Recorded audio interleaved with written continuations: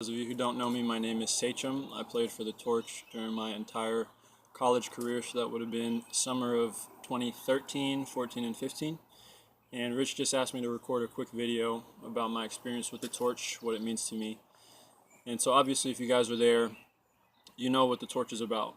Igniting a global passion for sports ministry. It's about using sports for ministry, using sports to open doors, to make the most of open doors for the gospel to be shared. And those are skills that I use on a daily basis in the locker room, on the field, off the field. And so I'm very grateful that I was trained in that way. It means a lot that I can go to work being confident that I've been trained with those skills. But I would say the biggest lesson that I learned during my time at the Torch was what to do before a door opens. And what I mean by that is there's a story that Rich shares every year about something that he heard Pele say when he was in America towards the end of his career.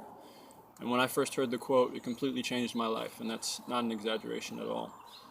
Pele said that in order to become a great player, one must first become a great man. In other words, in order to become a consistent performer, you first have to be a consistent person.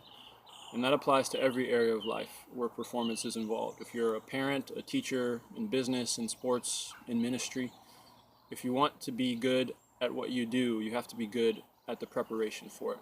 And so often we neglect preparation for performance.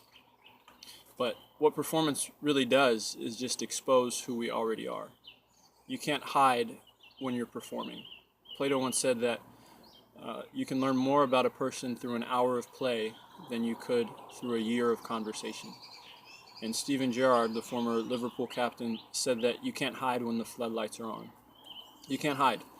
When you're under pressure, when you're under duress, when you're working towards a desired result and things are not in your control and time is running out, who you really are will be exposed. There's no way to fake it. There's no way to hide it. And that's what performance does. And so Pele is saying that the great performers flip the usual way of looking at things on its head so that they focus exclusively on preparation so that the performance becomes a foregone conclusion. And that lesson completely changed my life because if you're inconsistent off the field, obviously you're going to be inconsistent on the field. If you're lazy off the field, you'll be lazy on the field. If you're fake off the field, you'll be fake on the field. But it applies to the other side of the spectrum as well. If you're consistent off the field, you'll be consistent on the field. If you want to be seen as a hard worker on the field, you have to be a hard worker off the field. And if you can lead yourself when no one's watching, then you'll be able to lead others when they're around you. But most importantly, if you can be someone who seeks to honor God when no one's looking, then He'll allow you to do the same thing when people are watching, because He's always watching.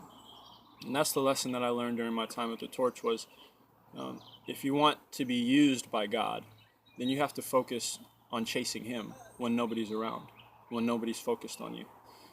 And then it will be His pleasure to show you off to the world. And that's what it's all about, right? Letting others see our good deeds before men, letting them see our light so that they will glorify our Father in heaven. Those aren't fake good deeds. Those aren't one-time good deeds. That's not an artificial light. It's who we are.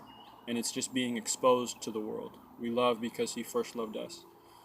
And the time at the Torch that I spent there, that I spent with Rich, that I spent with all the wonderful people there, with my Torch family, that really taught me that lesson. I think there's a poem that sums up this thought quite beautifully. It's called Life Without Purpose, and I'll end with this. Life without purpose is barren indeed. There can be no harvest unless you plant seed. There can be no attainment unless there's a goal, and man's but a robot unless there's a soul. If no ships go out, then no ships come in. Unless there's a contest, nobody can win. There can be no game unless it is played, and prayers can't be answered unless they're prayed. Thank you guys. God bless. I love you all, and Yahweh's strength.